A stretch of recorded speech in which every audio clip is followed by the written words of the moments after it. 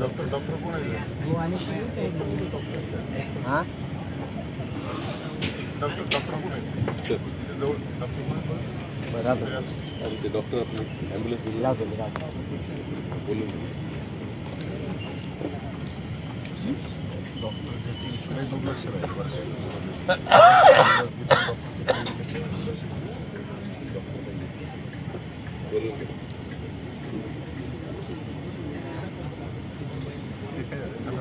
शेवटचं हो सर बोलू एक 10 मिनिटं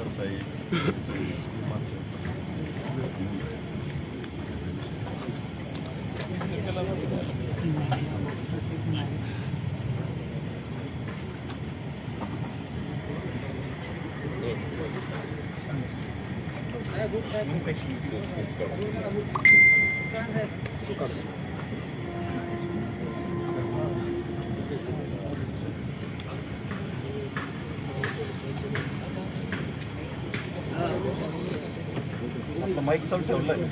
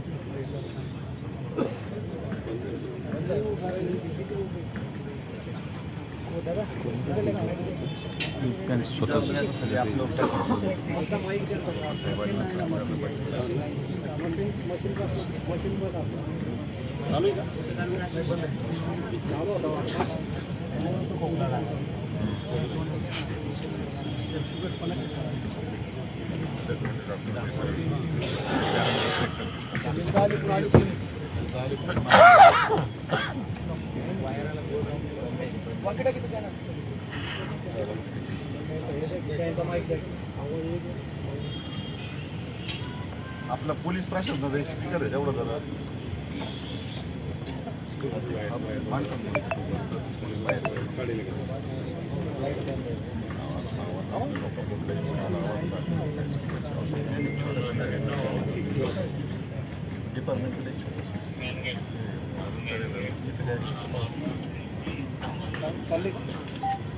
बंद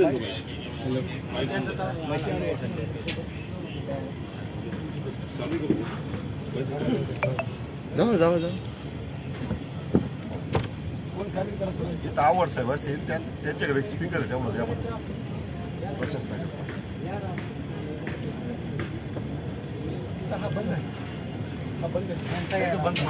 प्रशासनाचा स्पीकर मागवा आवड साहेब आपण साठे साहेब साठे साहेब साहेब तुमचा स्पीकर द्या ना चूक घेतला ठीक आहे मागू हां आवड साहेब तुम्ही आहे ना आवड साहेब स्पीकर मागू स्पीकर आपला चौकीमध्ये आहे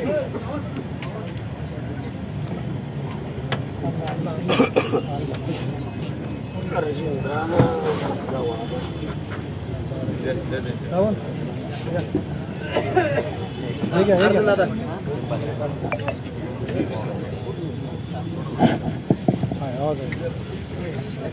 जरा मागचे स्टेजवरचे थोडेसे हे करायचे मागे खाली उतरा सगळे चांगले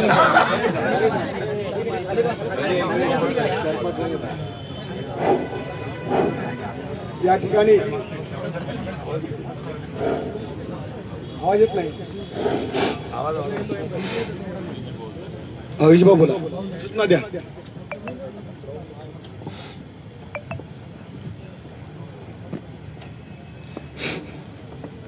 सर्व आपले समाज बांधव उपस्थित, अनेक उशिरापर्यंत आपली शासनाची बैठक चालू होती. भाऊंचं 10व्या दिवसातलं उपोषण आणि हा समाजाचा प्रश्नाबरोबर त्यांच्या ज्या काही घटना घडल्यात ती सासऱ्यांच्या आहेत, साडूच्या आहेत, अतिशय वाईट घटना घडल्या. म्हणजे एका बाजूला चर्चा होते, त्याचा आनंद आम्हाला आहे, परंतु त्याच्याबरोबर आमचं दुःख आहे. या बैठकीसाठी आपले विधान परिषदेचे सन्माननीय सभापती नामदार राम शिंदे साहेब, आपले जळगावचे मंत्री महोदय आदरणीय गिरीजी महाजन साहेब, त्याचबरोबर आपले राज्यसभेचे खासदार रामरावजी वडकुते साहेब, आपले समाजाचे नेते गोपीचंदजी पडळकर साहेब, माजी आमदार रमेशजी शेंडगे साहेब आणि आपण सर्व शिष्टमंडळ, आणि त्याचबरोबर आपल्या धनगर समाजाचा भूषणसिंह होळकर साहेब, या ठिकाणी मंत्री महोदय गिरीजी महाजन साहेब, आपल्या वेदना, दुःख, भावना स्टेजवरील आपल्या सर्व समाज बांधवांना एक विनंती आहे. या साहेब, साहेब इकडून पडळकर साहेब, पडळकर साहेबांना पुढे बोललो. पडळकर साहेबांना विनंती, पुढे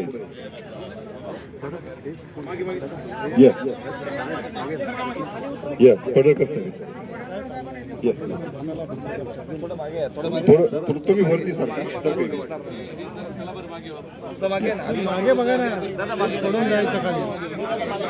राजे, राजन नाही, ताई राजन नाही होत, ताई हो ताई, 2 मिनिट राजन आली कोण. आता सगळे शांत राहा, 1 मिनिट, सगळे शांत बसा 2 मिनिट. आपले उपस्थित सर्व समाज बांधव, उपोषण करते दीपक भाऊ बोराडे यांचं 10 दिवसातलं आज उपोषण 10वा दिवस आहे. साहेब, आम्ही 16 तारखेपासून हे उपोषण सुरू केलंय. अनेक वेदना, दुःख, अनेक प्रसंगांना आम्हाला या ठिकाणी सामोरं जावं लागलं, परंतु आम्ही कुठल्याही प्रकारे नाउमेद न होता हा लढा समाजाच्या हक्काचा लढत राहिलो. आज आपण या ठिकाणी सन्माननीय मंत्री महोदय गिरीजी महाजन साहेब, विधान परिषदेचे आपले सर्वांचे आधारस्तंभ नामदार राम शिंदे साहेब, त्याचबरोबर विधानसभेचे सन्माननीय सदस्य आपल्या सर्वांचं आशास्थान धनगर समाजाचे नेते गोपीचंदजी पडळकर साहेब, आपले ज्येष्ठ नेते माजी आमदार आनंदराव पाटील साहेब, आपल्या धनगर समाजाचं भूषण, होळकरशाहीचं भूषणसिंह होळकर साहेब, बाकीचे सगळेच आपण, आणि राज्यसभेचे खासदार वडकुते साहेब या ठिकाणी उपस्थित आहेत. मी 2च मिनिटांमध्ये फक्त तिथल्या बैठकीत आपली जी चर्चा झाली त्याच्यावर चर्चा करू, कारण आपली चर्चा जी तिथं अंतस्थ झाली, परंतु इथं जे समाज बांधव आहे तर त्यांनाही ती कळली पाहिजे.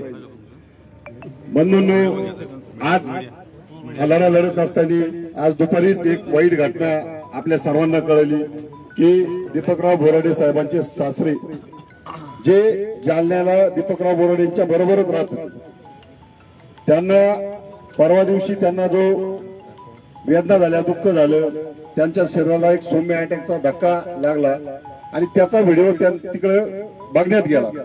आणि झालं काय, यांचं संपूर्ण कुटुंब, पत्नी, घरचे सगळे, मुली, ते सगळे इथं आहेत आणि एक लहान मुलगी आणि बाकीचं म्हणजे ते सासरे त्यांच्याकडे होते. त्यामुळे त्यांनी आज दुपारी आत्महत्या केली, सांगायला वाईट वाटतं. त्याचबरोबर आता दुसरी एक दुःखद घटना, त्यांचे साडू, त्यांचं आजारपणामुळे दुःखद निधन झालं. परंतु या दोन्ही घटना बरोबर आहे. आणि 10 दिवसाचं उपोषण, मागच्या जालन्याला 16 दिवस उपोषण केलं, पंढरपूरला 16 दिवस उपोषण केलं. निश्चितपणानं हा लढा लढत असताना आदरणीय गिरीजी महाजन साहेब, राम शिंदे साहेब आणि पडळकर साहेब, वडकुते साहेब यांनी राजे एकत्रित येऊन आज एक आकृतीबंध तयार केला की या पद्धतीने आपण गेलं तर आपल्या मागण्या घेऊन आपल्याला पुढे जाता येईल. 31 मे पर्यंत त्याला आपण अल्टिमेटम दिलेला आहे. सरकारने शासनाच्या वतीने स्वतः गिरीश महाजन साहेब यांनी ती आपली जबाबदारी घेतली आहे. त्याच्यावर विस्तृत आपण त्यांनी एक लेखी पत्र तयार केलं आहे. भले आज आपल्याला वाटत होतं की दीपकराव बोराडेंनी स्पष्टपणे सांगितलं होतं या ठिकाणाहून एक तर एसटी आरक्षणाचं सर्टिफिकेट आपल्या हातात मिळेल किंवा माझी डेड बॉडी या ठिकाणून जाईल. परंतु भाऊंना दुपारपासून आम्ही सगळ्यांनी विनंती अशी केली की भाऊ कुठल्याही परिस्थितीत आपल्याला उपोषण थांबवायचं. उपोषण थांबलं म्हणजे आपला लढा थांबत नाही. आणि आज सगळ्यात आनंदाची, जरी यांच्याबरोबर दुःख असलं तर आनंदाची गोष्ट आहे की आपले नेते मंडळी सुद्धा या लढ्यासाठी सगळे एकत्रित झाले. त्यामुळे या दुःखाच्या प्रसंगी आपण एकदा टाळ्याच्या गजरात त्याचं स्वागत केलं पाहिजे. आता निघताना पडळकर साहेबांना ते म्हटले ठीक आहे लढा चालू आहे, मला कुठलाही श्रेय नकोय. पण आम्ही सगळ्यांनी विनंती केली की तुम्ही काही दिवस, अनेक दिवस तुम्ही लढा लढलेले आहे. ठीक आहे, आज तुम्ही या विधानसभेमध्ये असताल, परंतु तुमच्या भावना सुद्धा तितक्याच समाजाचा हा प्रश्न सुटावा यासाठी आहे. तोच राम शिंदे साहेबांचा सुद्धा म्हणजे तीच भूमिका आहे आणि वडकुते साहेबांची तीच भूमिका आहे. आणि राजेंच्या बाबतीत भूमिकेचं तर तुम्हाला सांगायची गरज नाही. आणि अनंतराव पाटील जे आज 80च्या वयाच्या याच्यात गेले, परंतु त्यांनी सुद्धा तीव्रतेने हा लढा लढलेला आहे. त्यामुळे तुम्ही 35 वर्ष तुम्ही हा लढा लढला. अर्जुन दादा, ही सगळी मंडळी एकत्रित आली. आज 2 दिवसांनी, 4 दिवसांनी, महिन्यांनी आरक्षणाचा प्रश्न निकाली निघतोय न निघतोय हे आज आपल्याला सांगता येत नाही. परंतु आपल्या दृष्टीने या आझाद मैदानाच्या व्यासपीठावर आपले हे सर्व नेते मंडळी एकत्रित आले, या सगळ्यात मोठा आपला विजय आहे असं मानणारा मी कार्यकर्ता आहे. कारण मी सुद्धा हक्काने का बोलतोय का माझे सुद्धा 2-2, 3-3 उपोषण झाले. प्रत्येक लढाईत जो जण येत असेल, मग तो पडळकर साहेबांचं आंदोलन असू द्यात, पांडुरंग मिरगलचं असू द्यात, दीपक भाऊ बोराडेंचं, कोणत्याही नेत्याने आंदोलन पुकारल्यानंतर आम्ही समर्थपणे, म्हणजे त्यात प्रकाशांना शेंडगेंचं मी प्रामुख्याने नाव घेऊ, या कोणत्याही मंडळीने नाव घेऊ द्या. म्हणजे यांनी ज्या ज्यावेळेस लढे पुकारले, मला माझ्या पद्धतीने आम्हाला सगळ्यांनी त्या लढ्यात उडी घेतली, काम केलं. त्यामुळं निश्चितपणानं आपल्याला शासनाच्या वतीने जी भूमिका आहे ती भाऊ आम्हाला योग्य वाटली.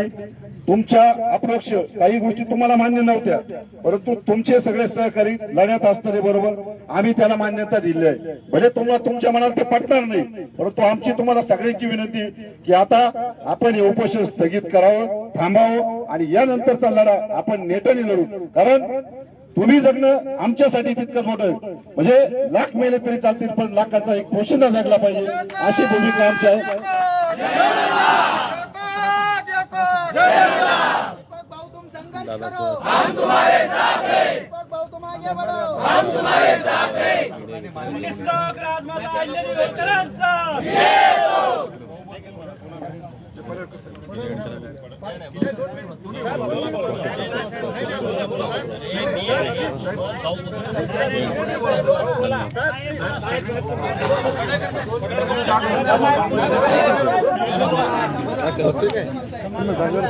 धनगर समाज एकजुटीचा, धनगर समाज एकजुटीचा. धनगर समाजाच्या एसटी आरक्षण अंमलबजावणीच्या निमित्तानं सातत्यानं धनगर समाज संघर्षाच्या भूमिकेमध्ये आहे. अनेक आंदोलनं गेल्या 40 वर्षामध्ये सुरू आहेत. प्रत्येक टप्प्यामध्ये धनगर समाजाच्या नेतृत्वाने वेगवेगळ्या प्रमाणात मोठ्या लढाई केलेल्या आहेत, परंतु आजपर्यंत आम्हाला यश आलं नाही. आज ही लढाई सुरू आहे. या लढाईला यश यावं यासाठी अख्खा महाराष्ट्रातला समाज हा सातत्यानं या आंदोलनामध्ये उतरतोय. आणि आज सकाळपासून भूषणसिंह राजे होळकर साहेब, विजयराव तमनार, रमेश भाऊ, माननीय वडकुते साहेब, माननीय अर्जुन दादा सलगर, गणेश केसकर जे मागं उपोषण करते होते, माननीय महादेव अर्जुन आणि सर्व मंडळी, अशोक पातोंड साहेब असतील, नावं कुणाची राहिली तर नाराज होऊ नका. तर सगळे मंडळी सकाळपासून या प्रक्रियेमध्ये आहेत. माननीय मुख्यमंत्री महोदय यांच्यासोबत सकाळी अत्यंत सविस्तर माननीय गिरीश भाऊ महाजन साहेब, माननीय मुख्यमंत्री महोदय, मी, राम शिंदे सर आणि गुळकोते साहेब अशी सविस्तर चर्चा झाली. नंतर भाऊ तर सकाळपासून या प्रक्रियेमध्ये आहेत. भूषण शराजे आहेत, स्नेहा सोनकाटेताई आहेत, बाळासाहेब किसवे आहेत, सगळीच मंडळी सकाळपासून या सगळ्या प्रक्रियेत आहेत. आनंद कुमार साहेब आता इथं उपस्थित आहेत. तर भाऊ, आमची विनंती हीच आहे की सुप्रीम कोर्टामध्ये 2 तारखेला जी तारीख आहे, आम्हाला कोर्टातूनच हे सहज शक्य होऊ शकतं. याच्यावरची सगळी डिटेल चर्चा आपली आता बैठकीमध्ये तास दीड तास झालेली आहे. तर त्यानुसार सरकारनं आम्हाला पाठिंबा देण्याचा जो शब्द दिलाय आणि तुमच्याकडे लीड दिलंय की गिरीश भाऊंनी स्वतः दिल्लीला जावं, आपलं शिष्टमंडळ त्यांना घेऊन सोबत जावं, सभापती महोदय या सगळ्या प्रक्रियेमध्ये असतील आणि तिथं जाऊन 2 तारखेला कशा पद्धतीनं भूमिका सरकारनं मांडायची आहे याची व्यवस्थित रचना आता माननीय गिरीश भाऊंनी, माननीय मुख्यमंत्री महोदयांनी ठरवलेली आहे. तर आम्ही धन्यवाद देतो तुम्हाला की तुम्ही आज दिवसभर, कारण शेवटचा अधिवेशनाचा दिवस असताना सुद्धा आणि अत्यंत धावपळीत सुद्धा तुम्ही या धनगर समाजाच्या प्रश्नासाठी तुम्ही लक्ष दिलं. आम्हाला याची जाणीव आहे की आमची लढाई अत्यंत किचकट आहे, संघर्षमय आहे. परंतु लोकांचं भलं व्हायचं असेल आमच्या, तर एसटी आरक्षणाशिवाय पर्याय नाही. कारण 1.5 कोटी लोकांच्या मध्ये आमचा एक खासदार आता तुम्ही केला. मागं महात्मे साहेबांना तुम्ही राज्यसभा दिली, आता माननीय गुळकोते साहेबांना दिली. एक खासदार, एका घरात 6 खासदार झाले. वसंतदादा खासदार, शालिनीताई खासदार, प्रकाशबाबू खासदार, त्यांचे चिरंजीव प्रतीकदादा खासदार, विशालदादा खासदार आणि मदनभाऊ खासदार. एका 40 सदस्याच्या कुटुंबामध्ये 6 खासदार आणि 1.5 कोटीच्या लोकांमध्ये एक पण खासदार नाही. ही परिस्थिती आमची आहे. IPSचा आकडा काढला, IASचा आकडा काढला, अधिकाऱ्यांचा आकडा काढला, आमचा टक्काच नाही. आणि म्हणून लोकांच्या आमच्या भावना आहे की जिसकी जितनी संख्या भारी उसकी उतनी भागीदारी, या तत्वावरती धनगर समाजाला न्याय मिळाला पाहिजे. हा न्याय कधी मिळेल? एसटीचा दाखला मिळाला तर सरकारचं मी आभार मानतो. कोणाला काय म्हणायचं ह्याच्याविषयी मला माहीत नाही. कोर्टाच्या लढाईमध्ये तुम्ही आम्हाला, आम्ही सांगेल त्या पद्धतीनं, आमची जी लोक लढाई करते त्या सांगेल त्या पद्धतीनं तुम्ही आम्हाला ॲफिडेव्हिट घालून दिली. आता सुप्रीम कोर्टामध्ये तुम्ही शेवटची लढाई आमची बाजू घेऊन ताकदीनं लढा, नक्की आम्हाला यश येईल अशी आम्हाला सगळ्याला आशा आहे. आणि त्या पद्धतीनं तुम्ही आम्हाला सपोर्ट करावा अशी माझी तुम्हाला कळकळीची विनंती आहे. तुम्ही वेळ काढून आला त्याबद्दल धन्यवाद.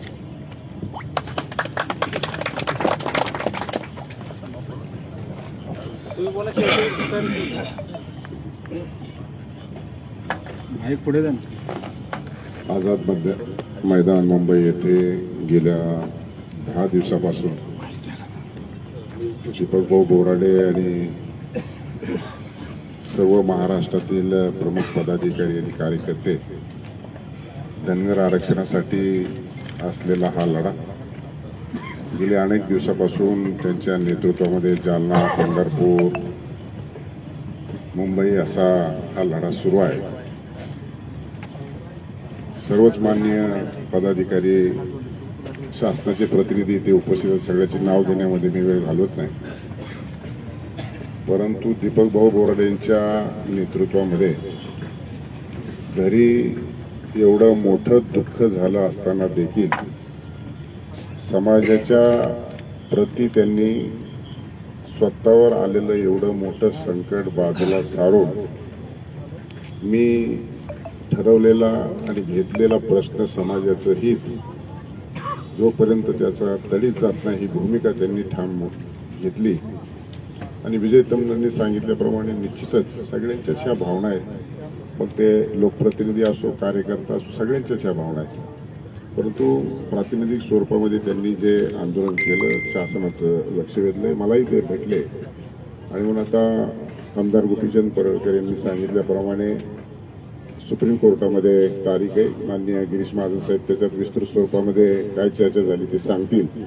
परंतु तुमचं, आमचं सर्वांचं हेच मागणी गेल्या अनेक वर्षानुवर्ष अनंत कुमार पाटील देखील आहेत. त्यांच्या कालखंडापासून हा लढा सुरूच आहे. प्रत्येक वेळीस नेतृत्व किंवा पुढाकार घेणारे व्यक्ती जरी असेल तरी समाजाचा प्रश्न हा एकच आहे. त्यामुळे हा प्रश्न सुटला पाहिजे. आणि म्हणून राज्याच्या सरकारच्या माध्यमातून असेल, केंद्राच्या सरकारच्या माध्यमातून असेल, दीपकभाऊ बोराडेंनी अतिशय हा काळजावरती दगड ठेवून समाजाच्या प्रती त्यांनी ही जी भूमिका घेतली ती तमाम महाराष्ट्रातल्या धनगर समाज बांधवाच्या माध्यमातून त्यांचं ऋण म्हणावं तेवढं थोडंच आहे आणि त्यांची हा प्रश्न आरक्षण मिळण्यासाठी जी हिंमत आहे ती खऱ्या अर्थाने वाखण्याजोगी आहे आणि म्हणून ही भूमिका घेतलेली आहे त्यांनी. त्यामुळे अनेक विस्तृत प्रश्नावरती चर्चा झालेली आहे. त्याच्यामुळे जास्तीचं अधिकचं न बोलता येणाऱ्या कालखंडामध्ये शासनाच्या माध्यमातून आणि सुप्रीम कोर्टाच्या माध्यमातून आवश्यक ती ज्या सर्व प्रक्रिया आहेत ते गिरीश महाजन साहेब आपल्या भाषणातून सांगतीलच. आणि म्हणून ते आपण आंदोलन जे केलंय ते निश्चित स्वरूपामध्ये एक दिशा दर्शक ठरवणारं हे आंदोलन आहे. आणि त्यामुळं आपली तब्येतही बरोबर नाही. मी इथं सगळ्या डिपार्टमेंटला सांगितलंय की त्यांचे पॅरामीटर्स सगळे चेक करावेत, कारण गेली 10 दिवसापासून हे उपोषण सुरू आहे. आणि म्हणून निश्चित स्वरूपामध्ये हा आरक्षणाचा प्रश्न सुटला पाहिजे. पण तुमच्या तब्येतीची देखील काळजी सर्व समाज बांधवांना महाराष्ट्रातल्या आहे, ही अतिशय महत्त्वाची गोष्ट आहे. त्यामुळं या संदर्भामध्ये आमदार पडळकर आहेत, आमदार खासदार वटकुते साहेब आहेत, माननीय मुख्यमंत्री महोदयाशी चर्चा झालेली आहे. 2 तारखेला विषय आहे. आणखी अनेक पॅरलल जे विषय आहेत ते निश्चित स्वरूपामध्ये आम्ही सर्वजण त्यासाठी पाठपुरावा करू. आपणही सर्वजण आहेत. त्यामुळं हा समाजाचा गिरीश महाजन साहेब प्रश्न सुटला पाहिजे. आम्ही जरी सरकारचा भाग असलो तरी बोराडे साहेब हे दीपक भाऊंनी या प्रश्नाकडे लक्ष वेधलेलं आहे. त्यामुळे ह्या प्रश्नाच्या निमित्तानं आपल्याला हा पाठपुरावा करावा लागेल. त्यामुळं तुम्ही एकटे नाही आहेत, आम्ही सर्वजण आहोत. तुमच्या जो काही समाजाच्या प्रति भावना आहेत, तुमच्या समाजाच्या प्रति तुम्ही जे व्यक्त केलेले ह्या वेदना तुम्ही निश्चित स्वरूपामध्ये बाजूला सारून समाजाचं हित लक्षात घेतलेलं आहे. त्यामुळं हा प्रश्न सोडवण्यासाठी आम्ही देखील सर्वजण कसोशीने आपल्याबरोबर आहोत, ही भूमिका आहे. त्यामुळे जास्तीचं अधिकचं न बोलता मला वाटतं गिरीश महाजन साहेबांनी या संदर्भामध्ये अधिकची भूमिका राज्य सरकारच्या वतीने जी घेणार आहे ती स्पष्टीकरण केलं तर म्हणजे त्यांचं उपोषण सोडायला आपल्याला सोयीस्कर होईल. माननीय गिरीश महाजन साहेब, मंत्री महोदय.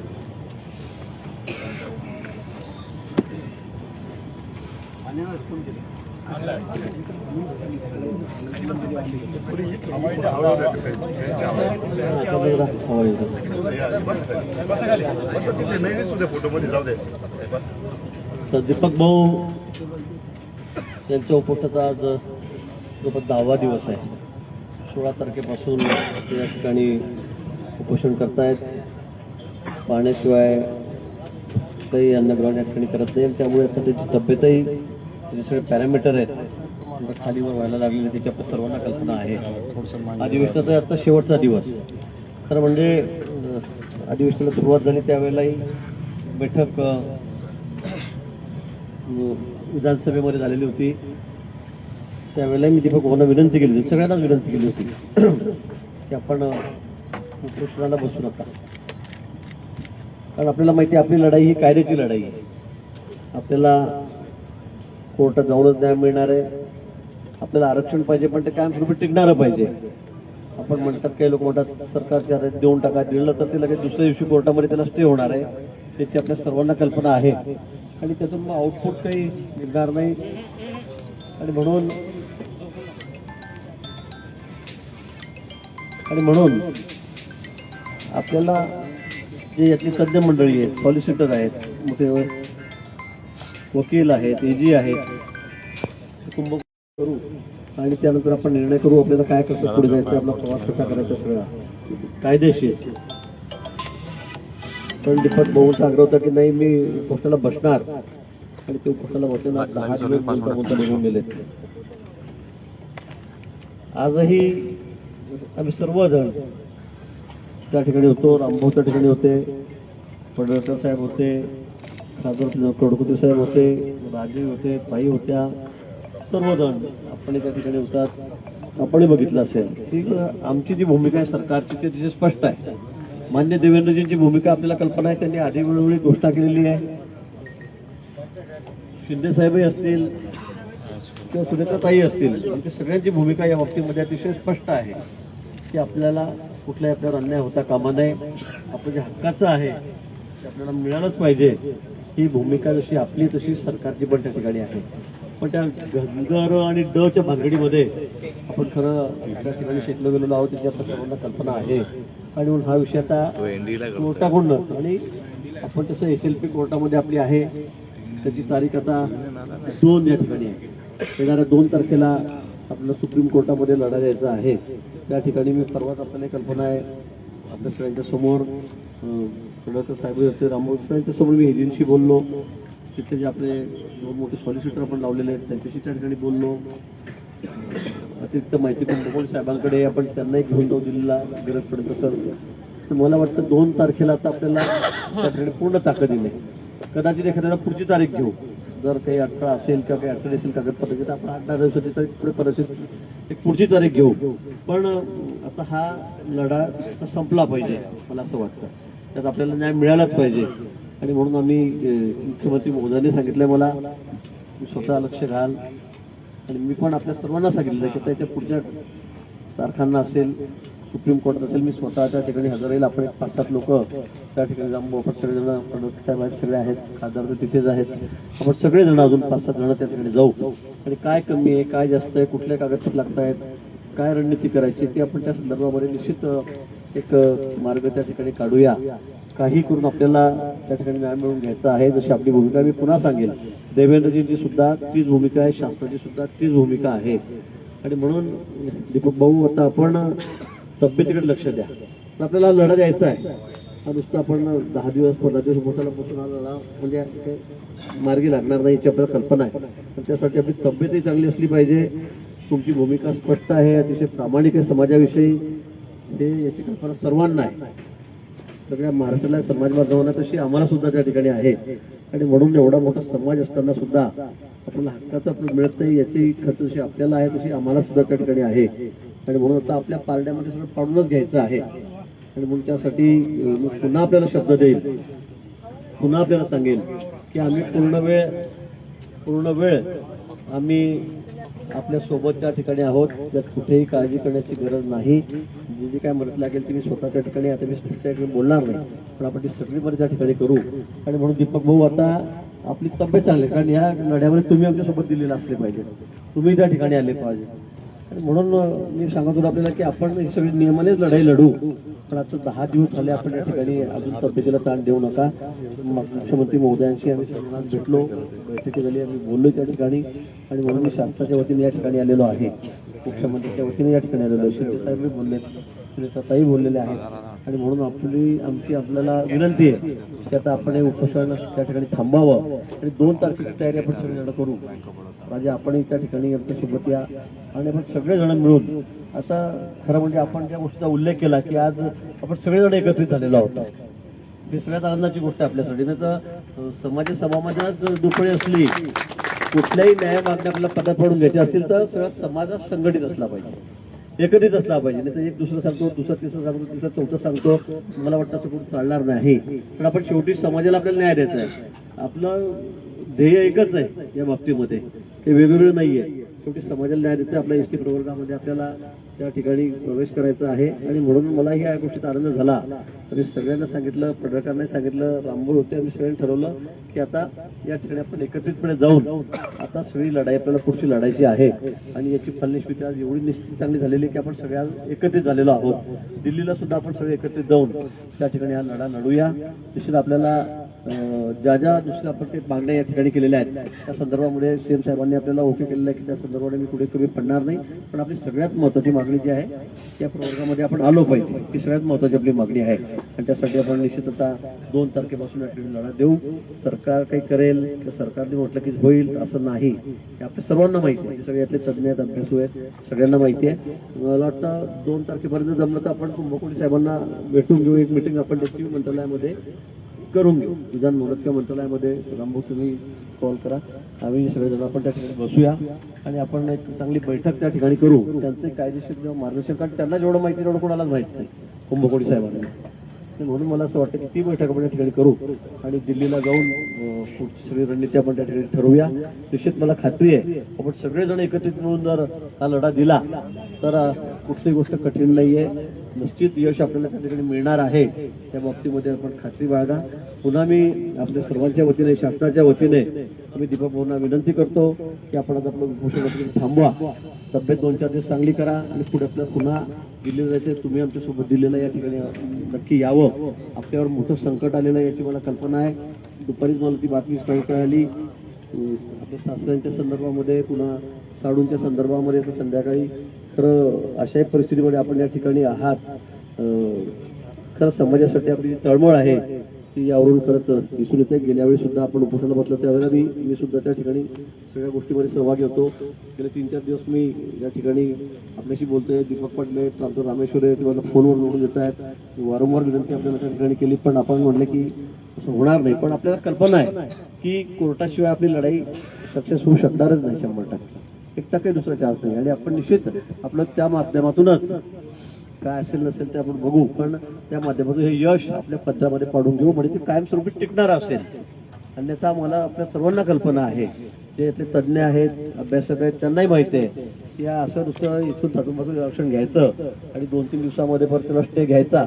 मराठा समाजाच्या आरक्षणाच्या बाबतीत तेच झालं होतं मागच्या नारायण राणे साहेबांनी 22-8 दिवसात डिक्लेअर करून टाकलं आणि नंतर मग ते लगेच 4थ्या दिवशी 3ऱ्या दिवशी हायकोर्टाने रिजेक्ट करून टाकलं. मला वाटतं तशी आपली परिस्थिती होता कामा नाही, तशी परिस्थिती आपली होता कामा नाही. यासाठी निश्चित आपण काळजी घेऊया. आणि म्हणून मी दीपक भाऊंना या ठिकाणी विनंती करेल, माननीय मुख्यमंत्री महोदयांच्या वतीने, शासनाच्या वतीने मी विनंती करेल की आपण आपलं उपोषण मागे घ्यावं. आता आपण हॉस्पिटलला जाऊन 2-3 दिवस आराम करावा आणि त्यानंतर मग आपण आपल्या पुढच्या तयारीला, पुढच्या लढाईला आपण पुन्हा तयार होऊ आणि निश्चित आपल्या पदामध्ये यश काढून घेऊ, ओढून आणू. एवढीच ग्वाही मी आपल्याला या ठिकाणी देतो. या सगळ्या लढाईमध्ये मी आपल्या सोबत राहील. कुठे असू द्या, काही असू द्या, मी आपल्या सोबत असेल ते 2 पाऊल आपल्या पुढे राहील, एवढी ग्वाही मी आपल्याला प्रसंगी देतो. आणि पुन्हा विनंती करून भाऊंनी या ठिकाणी, दीपक भाऊंनी उपोषण सोडावं अशी त्यांना या ठिकाणी विनंती करतो.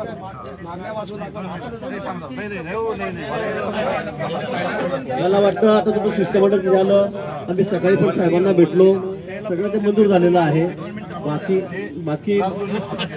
बाकी मागण्याच्या संदर्भात काही अडचण नाहीये. फक्त आपली मुख्य मागणी आहे, त्यासाठी फक्त आपल्याला कोर्टात जायचं. बाकी मागण्या साहेब म्हणजे अतिशय छोट्या आहेत, त्या हो सांगा सगळ्या अतिशय छोट्या मागण्या, पण मला वाटतं त्या सगळ्या मान्य केलेल्या आहेत. हो. आणि मग यानंतर मी दीपक भाऊंना विनंती करतो की त्यांनीही या संदर्भामध्ये आपली घोषणाही करावी.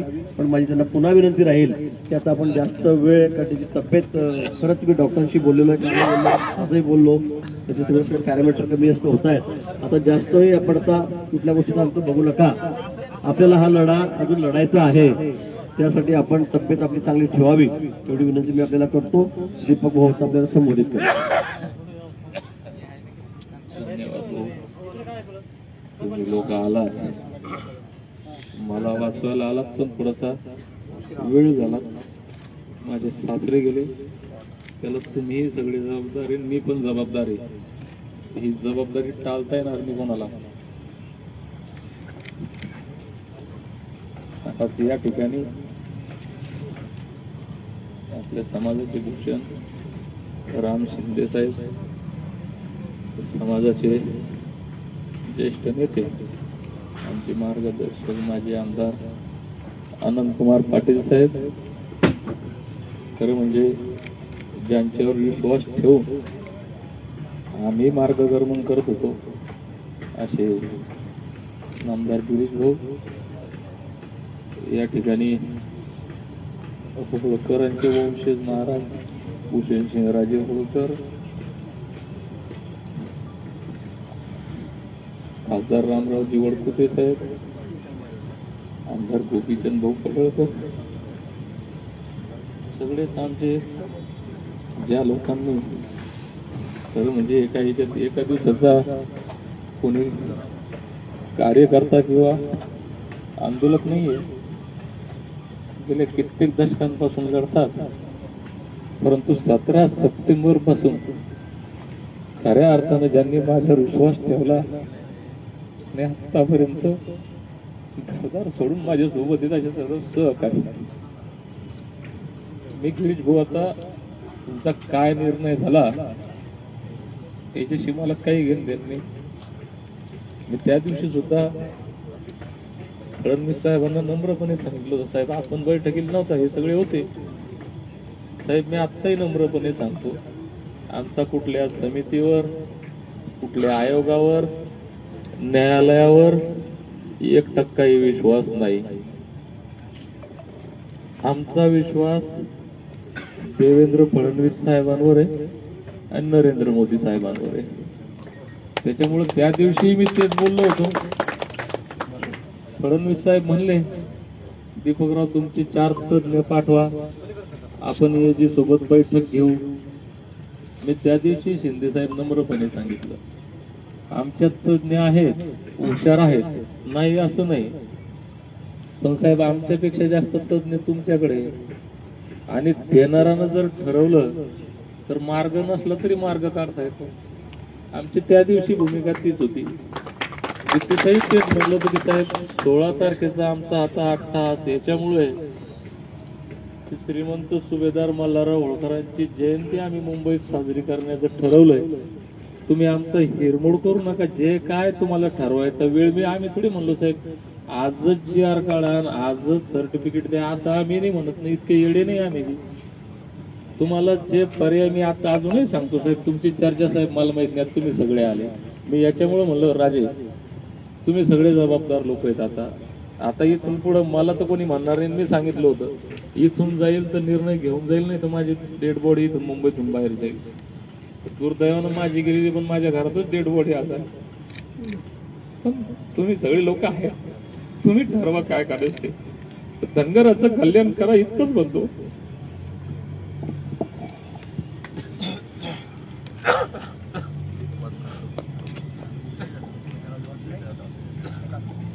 दीपक भाऊंच्या भावना आपल्या सगळ्यांना कळल्या आहे, आम्हालाही कळलेल्या आहेत. त्यांची तळमळ,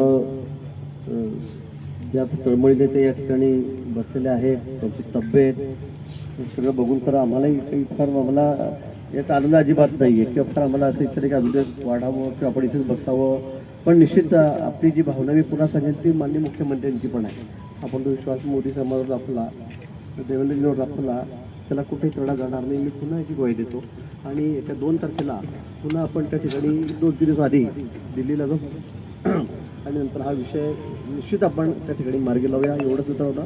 ठीक आहे, आमची काय चर्चा सगळ्यांची झालेली आहे, त्याची आम्हाला कल्पना आहे काय झालं काय नाही. पण आता यावेळेला ही लढाई आता आपण अगदी शेवटच्या टोकापर्यंत नेऊनच त्या ठिकाणी आपण थांबूया, एवढी पुन्हा आपल्याला मी त्या ठिकाणी ग्वाही देतो. असं पुन्हा विनंती करतो की आता आपण उपोषण थोडं आपली तब्येत सगळ्या विषयांवर आपली चर्चा झालेली आहे. माननीय मुख्यमंत्री मोदयांनी होकार दिलेला आहे, बाकी काही नाही. तर त्यांनी फक्त सांगितलं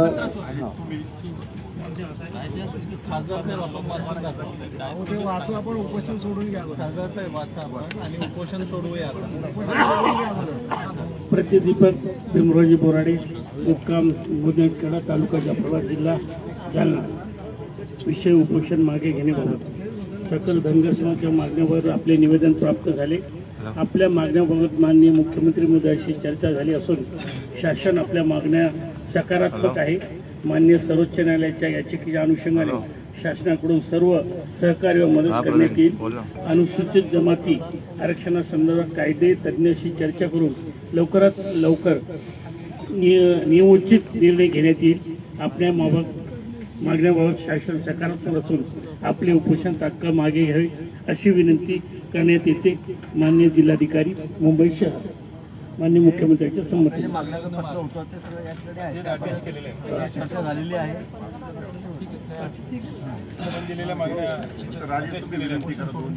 सगळ्या समाजासमोर झालेला आहे. आपण लवकर तब्येत चांगली करा आणि आपण लगेच आपण आपल्या पुढच्या कामाला लागू. राजेश आपल्याला संबोधित करतील.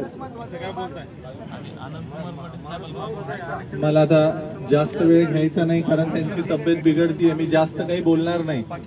सर्वप्रथम मला इथं गिरीश भाऊ महाजन आलेले आहेत शासनाच्या वतीनं. त्यांना मला ही विनंती करायची आहे की भाऊ, आम्ही एक BK कोकरे घालवलेत, आम्ही एक BK कोकरे या आमच्या लढ्यासाठी गमावलेत. आम्हाला दुसरे BK कोकरे दीपक भाऊ बोराडेंच्या माध्यमातून घालवायचे नाहीत. त्याच्यामुळं आपण जे आता आम्हाला आश्वासित केलंय, मला आपल्यावर विश्वास आहे, माननीय मुख्यमंत्र्यांच्यावर विश्वास आहे, आपण निश्चित या मागण्या पूर्ण कराल याची आम्हाला खात्री आहे. त्याचबरोबर मला एका गोष्टीचा आज इथं आनंद आहे की या समाजाच्या मागणीसाठी आमच्या सर्वांचे लाडके आमदार गोपीचंदजी पडळकर इथं आलेले आहेत. आमच्या सर्वांचे लाडके आपले महाराष्ट्र राज्याचे सभापती राम शिंदे साहेब इथं आलेले आहेत आणि सर्वच नेत्यांनी पक्षाविरहित इथं जी एकजूट दाखवली, अशीच एकजूट जर राहिली तर निश्चितपणे आम्हाला आमच्या आरक्षणापासून कोणी वंचित ठेवू शकणार नाही. मी आता फार वेळ न घेता दीपक भाऊंना विनंती करतो की मंत्री महोदय इथं आलेत, त्यांच्या हस्ते आपण उपोषण सोडावं आणि येत्या काळामध्ये आपण निश्चित या सगळ्या गोष्टीचा पाठपुरावा करू. धन्यवाद.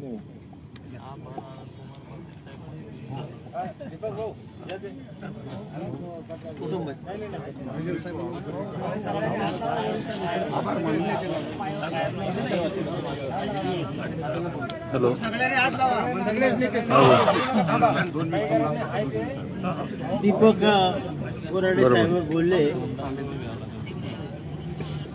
पडळकर साहेब गडबडमध्ये पूर्ण मीडिया वगैरे त्यांनी सांगितलं की आता ही जबाबदारी तुमची आहे. आता ही जबाबदारी आरक्षण मिळवून देण्याची, सर्टिफिकेट मिळवून देण्याची हे धनगर समाजाचे जे नेते आहेत अनंत कुमार पाटला सहित यांची आहे, हे आता बोलण्याचे नाही. हे बोलले आणि आपण हे स्वीकारू. पडळकर साहेब तुम्ही शब्द द्या, रामभाऊ शब्द द्या, निश्चित यश येईल. आणि आता नेतृत्व पडळकर साहेबांनी. बोराडे साहेबाला विश्रांती द्या. महाजन साहेब काय करता, मारता का त्याला? लाखातली एक गोष्ट पडळकरला पुढे करा, तरुण आहे एवढं बोलतो. आणि बोराडे साहेब तुमचा त्याग वाया जाणार नाही. समाज समजून आहे की तुम्ही काय केलं, कोण करते हो तुमच्यासाठी. हा काही मागासाठी बसला का? मराठीसाठी बसला, आमच्यासाठी. म्हणून मी जास्त बोलत नाही. बोराडे साहेबाला आयुष्य देव परमात्मा, अहिल्या देवीचा आशीर्वाद मिळो. बोलतो दीपक भाऊ तुम आगे बढ़ो. सोडायचं सगळ्या समाज बांधवांना विचार, सोडायचं उपोषण. पडळकर साहेबांना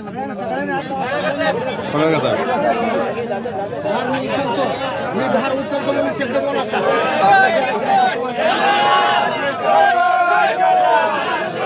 जय मल्हार. हमारे साथ है.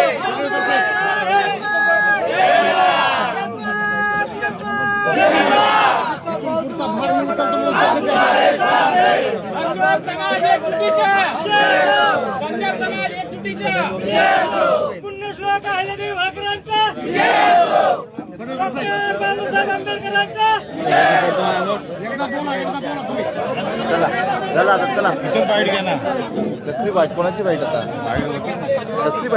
गेल्या 10 दिवसापासून पडळकर साहेब आपल्या या दोन शब्द लढ्यासाठी बोला, दोन शब्द. ज्यांनी गोपी शेठ दोन शब्द बोला तुम्ही. मी भार घेतो, मी भार घेतो म्हणून बोलायचं. मी भार उचलतो म्हणा आता इथून पुढचा. बोला बोला बोला. माहिती द्या, माहिती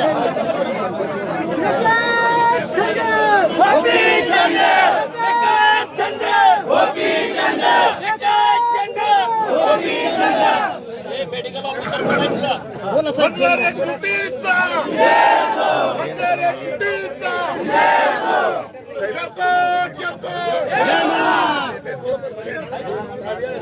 दोन शब्द बोला, बोला बोला साहेब. इथून पुढचा आरक्षणाचा भार मी उचलतो म्हणा.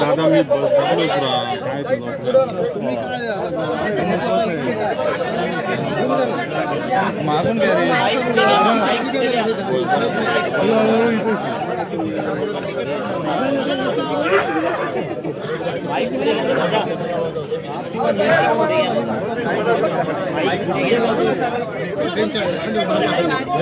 बाईट घ्या पुढे घ्या. अजून दादा पुढे घ्या, थोडेसे पुढे घ्या, थोडे बोला गोपी शेठ बोला तुम्ही